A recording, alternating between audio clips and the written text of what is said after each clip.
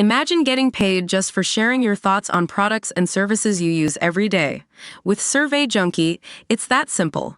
Click on the link in the video description to discover how you can start earning today by taking surveys. Labour's plan to lower the voting age could add more than 1 million left-wing teenagers to the electoral roll. Sir Keir Starmer has confirmed that he will press ahead with lowering the voting age to 16 if he wins the election next week. The move would enfranchise around 1.6 million 16 and 17-year-olds. Sir Keir told the Mail this week that Tory claims he is trying to rig the electorate were completely wrong. The Labour-run Welsh Government's top legal advisor faces a reprimand after claiming Conservatives opposing blanket 20 miles per hour speed limits were happy to see children killed and injured on our roads. Counsel General Mick Antonio has admitted his comments, posted online in September 2023, were inappropriate. The Welsh Scene Standards watchdog has said he should be censured by the Welsh Parliament. Standards Commissioner Douglas Bain said Mr. Antonio set a very poor example and showed a lack of judgment. A motion on the censure of the MS for Pontypridd, set to be put to the Parliament on Wednesday, is unlikely to be opposed. But analysis of recent polls suggests the youngsters he plans to give the right to vote will be overwhelmingly left-wing. A recent YouGov survey found that 37% of voters aged 18 to 24 backed Labour, with 21% supporting the Greens and an equal number the Liberal Democrats. If results were similar for 16 and 17-year-olds, they would suggest that lowering the voting age could add an extra 1.3 million left or centre-left voters to the electoral roll. By contrast, the Conservatives enjoy just 7% support among the youngest age group, and could gain as few as 112,000 extra voters from the change. Deputy Prime Minister Oliver Dowden said, if Keir Starmer were to win, the UK would join a small group of countries like Cuba and Ecuador in enfranchising teenagers as he maneuvers to lock in large Labour majorities. A supermajority would give Starmer a blank cheque to raise taxes, attack pensioners, and lose control on migration. Automatically gifting himself more than 1 million more left-leaning voters will lock Labour in power for a generation.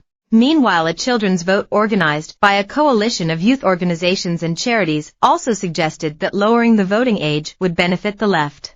The vote, organised by a coalition of youth organisations and charities, saw 23,000 young people aged 7 to 17 take part across England and Wales.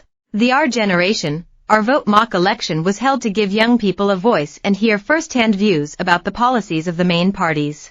Overall results saw 32% voting Labour, 29% choosing the Green Party and 13% going for the Liberal Democrats. Postal votes are expected to top 10 million in this general election, causing problems for those running the ballot. The number of postal votes rose from 937,000 in 1997 to 8.2 million in 2019, a slight dip on the previous 2017 election, but more than 1.3 million applications were made between May 22 and June 19 this year. Election teams are doing their very best to run this snap election, but with a short timetable, plus print and delivery suppliers working at capacity, demand is overloading the system, the Association of Electoral Administrators said.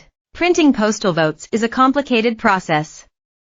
Personalized postal vote statements must be matched with the correct ballot paper, personalized envelopes, and instruction sheets.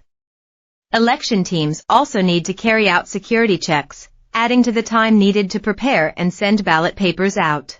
It comes as a Scottish council was forced to take urgent action to ensure people who have not received postal ballots can still have their say next week. Edinburgh City Council has set up an emergency centre where those who have yet to receive their ballot can have one reissued, or can even cast their vote ahead of July 4. Scottish First Minister John Swinney said he was troubled by delays in some Scots receiving their postal votes. 10% picked Reform UK, while just 9% favoured the Conservatives.